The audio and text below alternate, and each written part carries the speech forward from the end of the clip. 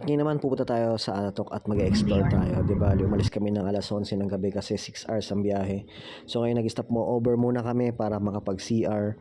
At ngayon ay bumiyahe na ulit kami at medyo malayo-layo pa. At ngayon ay nakadating na kami dito sa Lionhead, dito sa Baguio.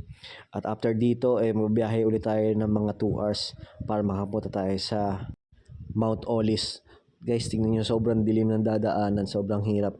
Pero ngayon, nandito nga kami. So, alas 5 na nga, dito na kami sa Mount Olis Viewpoint. So, ngayon, makikita natin.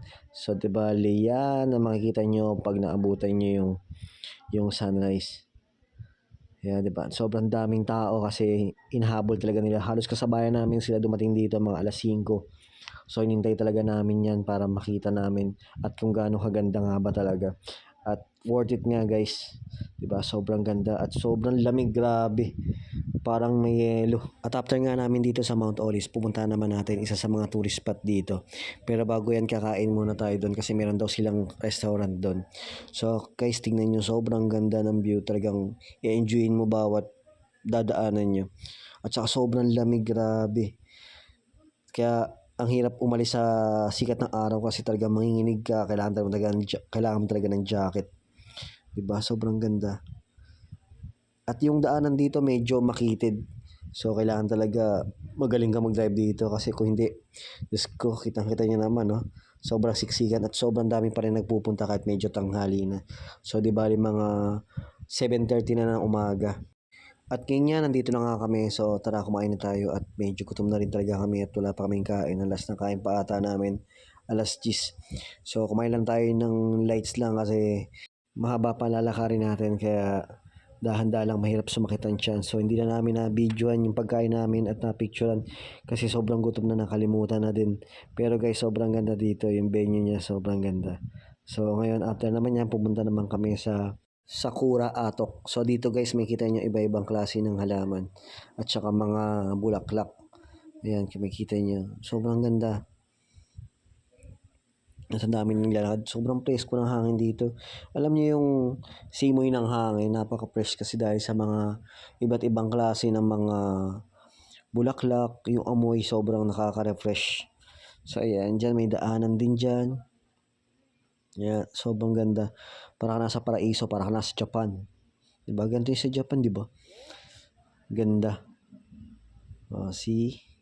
Yan, may kabayo din dyan. Pwede kang sumakay at magpa-picture. Ang dami kang pwedeng pa-picturean dito sa mga lugar dito kasi sobrang gaganda. Lalo na sa mga babae yan. Gustong gusto ng mga babae magpa-picture sa ganito kasi puro bulaklak. At after nga namin dito, pumunta naman kami sa highest point. So, ayan, isa sa mga tourist spot din yan dito sa Atok. So, ayan, sobrang taas at sobrang ganda.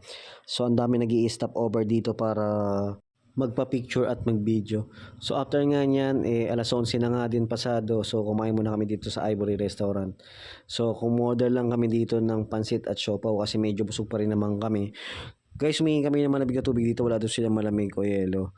Kasi malamig na nga daw yung tubig nila. So, proven tested nga kasi sobrang lamig ng tubig nila dahil sa panahon. So, ayun yung menu nila.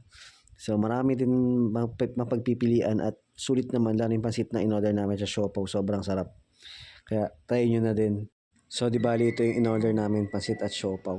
So, after nga namin kumain, pupunta tayo sa hotel na pag-check-in na namin kasi alauna na.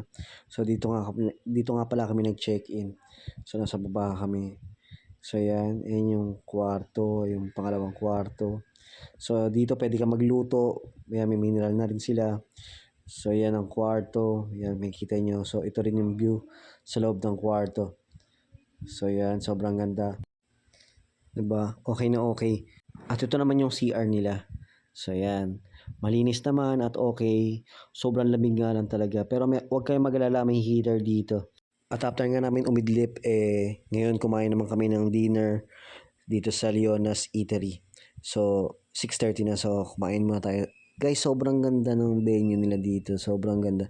Tingin ko yung may-ari dito, Seaman. Kasi kung makikita nyo yung mga collection niya.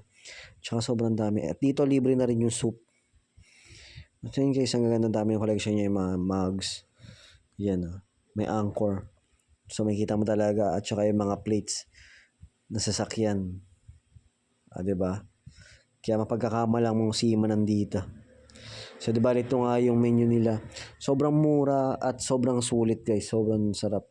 Wala akong masabi kasi okay na okay yung pagkain nila. At marami rin kumakain ha.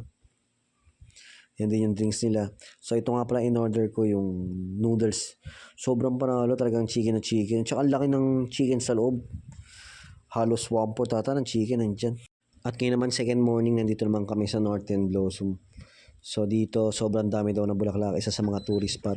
So may entrance dito, de bale 250 pesos. So ayan.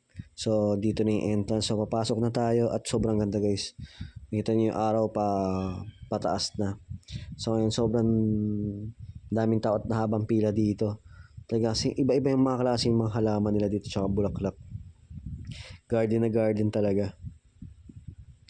'Di ba? Pababa daw 'yan at dito may libre na coffee na din kasama. After nyo mag-exit, may coffee at saka meron na rin silang bread na ibibigay sa inyo. Parang pang-almusal.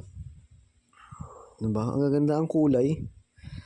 Ang hirap din i-maintain yun. So, worth it naman yung 250 kasi ang hirap din mag-maintain yan lalo siguro pag bagyo. Yan, makikita nyo. Siguro nasa ano kami dito, mahigit 100 nagtuturo ngayong umaga. At dito sa sobrang ganda. Kaya pag pumunta kayo dito, huwag niyong kalimutan mga bisitahin tong mga to. At sobrang ganda, talaga nakaka-refresh lalo na kung isa ka sa mga nai-stress sa trabaho, sa jowa o kahit ano. Dito isa sa mga perfect place. Pero kung may jowa ka, mas okay to kung kasama mo siya. So ngayon pauwi na kami ng Maynila at thank you for watching guys.